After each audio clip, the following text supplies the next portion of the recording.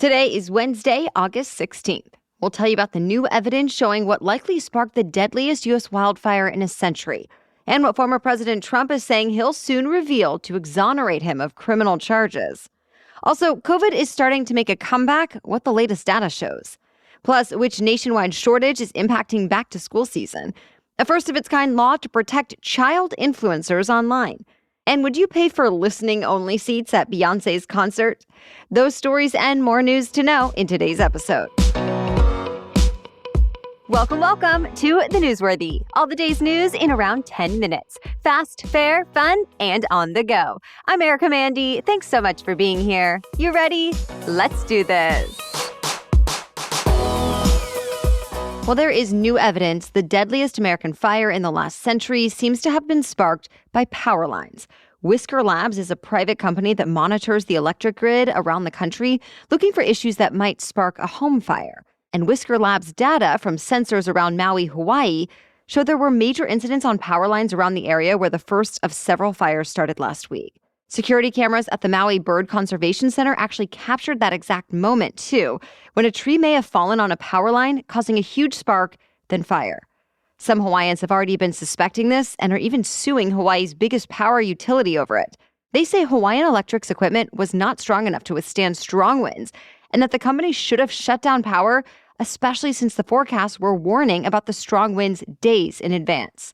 But Hawaiian Electric executives say it's not that easy, that they didn't have a shutoff program, and that even if they did, cutting the power could have created other problems, since in the hardest hit areas, the electricity actually powers the pumps that provide the water.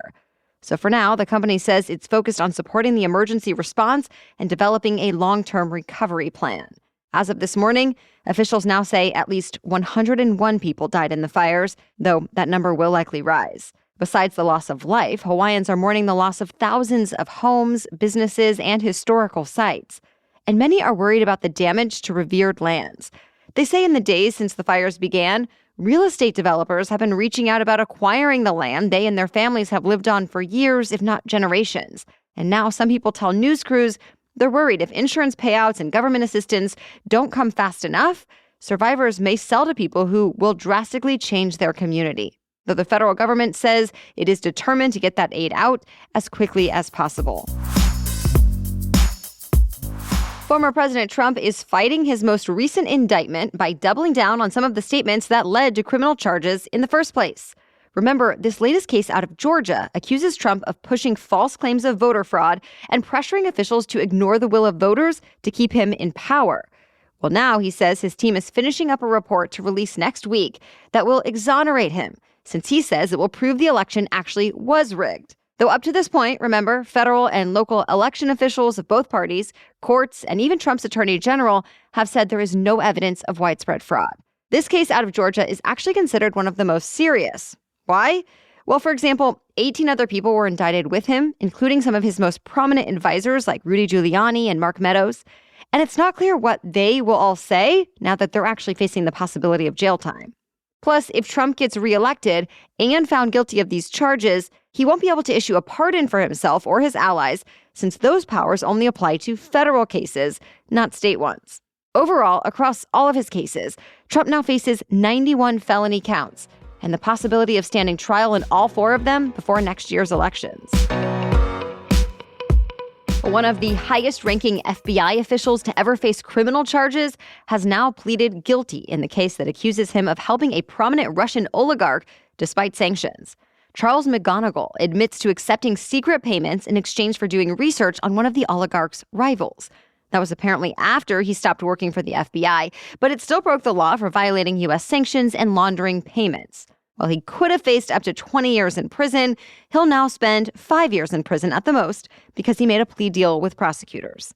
McGonigal also faces separate charges in Washington, D.C. for allegedly accepting money and hiding his relationship with a former employee of an Albanian intelligence agency while he was with the FBI. But his lawyers say they're working on a plea deal in that case, too. This is all a big turnaround, since McGonigal used to lead the FBI's counterintelligence operations in New York. And in that position, he held insight into some of the agency's most sensitive investigations. Now McGonigal says he's deeply remorseful, but takes full responsibility for his actions. His first sentencing is scheduled for later this year. Well, the number of people hospitalized for COVID-19 in the U.S. has now increased for a fourth straight week. Nationwide, COVID-related emergency visits have climbed the most for the youngest kids, like younger than a year old.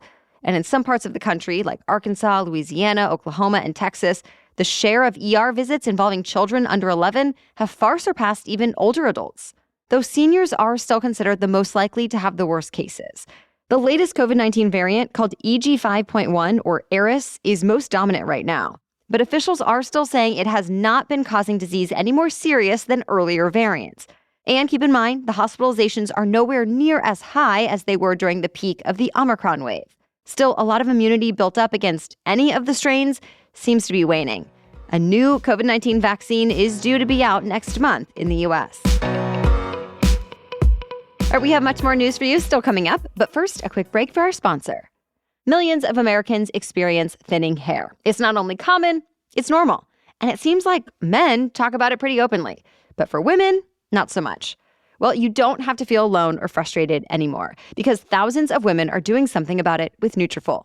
Nutrafol is the #1 dermatologist-recommended hair growth supplement that uses medical-grade, clinically effective ingredients to target multiple causes affecting hair health. Think stress, hormones, environment, nutrition, lifestyle, aging, and more. I actually started Nutrafol postpartum when I noticed changes in my hair after giving birth. And I was so thrilled to find a solution that I felt comfortable taking while breastfeeding and that actually worked for me. And I've now switched to Nutrafol Women to continue to support my hair health. So take the first step to visibly thicker, healthier hair. For a limited time, Nutrafol is offering the Newsworthy listeners $10 off your first month's subscription and free shipping when you go to Nutrafol.com and enter the promo code Newsworthy. Find out why over 4,000 healthcare professionals recommend Nutrafol for healthier hair. Nutrafol.com, spelled Nutrafol, Nutrafol.com with the promo code Newsworthy. That's Nutrafol.com, promo code Newsworthy. It is around that time kids start going back to school, but for some, it might be tough to actually get there. Right now, much of the country is dealing with a severe shortage of school bus drivers. So school districts have had to come up with new solutions. For example, some routes have been consolidated and pickup and drop-off times have been pushed earlier and later. And some schools actually had to shut down for the last couple of days. USA Today did an analysis and found at least one instance of a major school bus driver shortage in every state this year. As for what's causing it, many school administrators say it's just a tough job to fill, since it comes with a lot of responsibility but relatively low pay. Plus, not a lot of people like the split shift schedule. Not to mention, there are hoops to jump through, like drivers have to get a commercial driver's license and other certifications and undergo rigorous background checks. That said, many districts around the country have raised pay and offered other incentives. And of course, there are benefits to the job as well, like bus drivers are typically eligible for health insurance, get time off for vacations and sick days, and of course, can make a positive impact on their community.